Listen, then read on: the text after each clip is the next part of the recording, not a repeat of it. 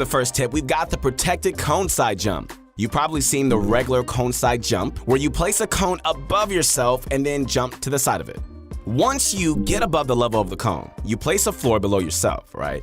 If you don't know how to do this basic maneuver, then you really should just start practicing. Hey, that's what I do, just practice. Well, start practicing after watching this video, of course. Not right now, you wanna listen to your guy, your friend, and pro guys, right? Come on. Because I'm here to tell you that the basic cone side jump is outdated, and it's gonna leave you vulnerable for anyone who is worth his salt. The protected side jump differs from a regular side jump because, well, it's more protected. Shocker, huh? Yeah. You see, when you do your side jump, the only thing that you are going to change using this tip is adding an extra wall between you and your opponent before placing the floor to catch yourself. The idea is that you block any potential angles between you and your opponent while still getting the same results of the regular side jump. So doing this also gives you opportunities to continue fighting for height if you didn't get it from this swift trick. Now, don't get me wrong here. The regular side cone jump is also useful, but it has its place. Say that you are uncontested and need to get higher up on a budget. Sure, this play is material intensive, but for the purpose of an additional cover. If you don't need additional cover, then don't use it. But it will come in handy the next time you need to side jump while contested. Playing on keyboard does have its advantages. After all, you get way more buttons and keybind variations. Duh. But don't ever doubt for a second that controller can perform just as well. Controller players are given slight advantages to counter these, such as aim assist and advanced movement. And these things are going to be the things, I like to say things aloud, we're going to be covering in this video. Without further ado, man, let's get into these tricks.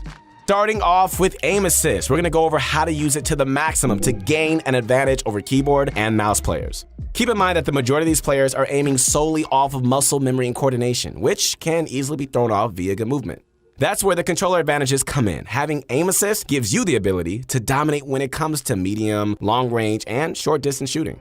Okay, so think of it like this. While the keyboard and mouse player has to react and fine-tune their accuracy to every movement you make, all you gotta do is just keep your aim in their general area. That's it, and let aim assist do the rest. It's a great balance to give controller players, to make sure that the mouse aiming doesn't completely dominate.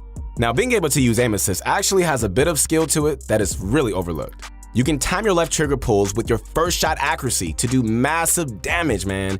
We suggest heading into a creative lobby with friends and practicing getting some critical headshots with every first shot you take with your weapons that have this feature. So the way you want to do this is by pulling your trigger right before the first shot of any gun and shooting almost precisely 1 second after you pull the left trigger. This will tighten your reticle and also pull your aim in towards your enemies, making it easier for you to hit your shots. So guys, mastering the effective use of aim assist, it's gonna make a huge difference when it comes to the outcome of a shoot-off between a keyboard and mouse player versus controller. Besides aiming, controller players actually have one very underrated advantage that is barely talked about, and that is, my friends, advanced movement. Being able to move 360 degrees with an analog stick is a huge advantage compared to an 8-angle movement of keyboard and mouse. Oh my goodness, I feel stiff talking about it, like I feel like the Tin Man right now. I can't move. Controller players are actually able to do some insane mobility tricks that keyboard and mouse players wish they dream about this. An excellent example of this is the infinite 90s without any sort of reset. If you've ever seen a beast controller player, they're able to crank 90s and definitely without stopping at all. That just isn't fair. One example of this is the infinite EJ dash, which will allow you to move at a much faster rate than usual. Using this and other movement tricks with the controller will certainly give you an advantage over keyboard players. Okay, so moving on to our next useful play is the surprise ramp edit. This age-old trick is more useful now than ever, and if you aren't putting this into your rotation, let me tell you right now, you are missing out on some quick kills. So, to break it down, basically, do you ever ramp rush directly over someone? Yes, I'm sure you have. If you played more than an hour of Fortnite, then I'm sure you may have found yourself in this situation. Great. Now, instead of cranking your 90s to assert your high ground positioning, go ahead and quickly edit the ramp backwards, breaking the ramp and giving you a front view of your opponent. Once you're here, you just got the upper hand. I say over 90% of the time, if executed properly, you're gonna get the first shotgun shot and you're gonna start your SMG spray before your opponent can even pull his own shotgun out. Now, like I said, this isn't something new, but we are in Season X, and this trick is actually more useful now than it was in earlier seasons. The reason why this trick continues to pay dividends is because Fortnite players are getting smarter. And then someone asked, wait, how could this play work better even though the average Fortnite player is smarter? Wouldn't they just be more prepared for the edit? Thank you. And the answer is absolutely not. Think back to Season 1, when you would get ramped over. It would take you 3 whole seconds to stop looking at the ramp and actually do something.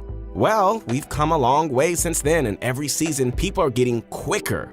Now, the moment you get ramped over, you're looking for a way out, whether it be a sidestep, backing away, or whatever. You're almost instantly turning your attention to building your way out of the situation.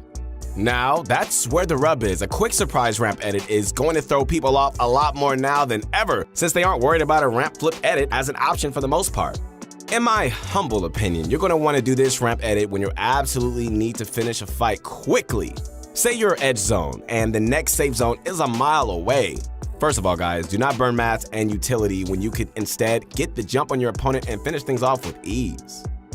All right, ladies and gentlemen, moving along, let's take a look at our final tip, one that I think you scrimmers really need to hear. Find more connecting points while on height. This tip applies mostly to in-game moving zones, but you can also apply it to large team fights as well. If you don't understand what I mean when I say to connect yourself, it means building on top of other people's turtles and tunnels at multiple different areas to give your structure more support. If you are running a high ground tarp, dropping down a few stories to connect yourself to some builds here and there can really be a lifesaver. Let me lay out a scenario for you real quick. You take height in second moving zone, but the build fight took you over 10 stories up in the sky. Someone else decides to impulse up in an attempt to steal height from you, right? Now the question is, did you connect yourself to multiple structures? If the answer is no, well, that's the sound of you dying to fall damage. Man, wouldn't that be dope if they added that sound? Oh my goodness. Connecting yourself to multiple structures is so crucial, as impulses, explosives, and even AR spam can send you tumbling to your inevitable death.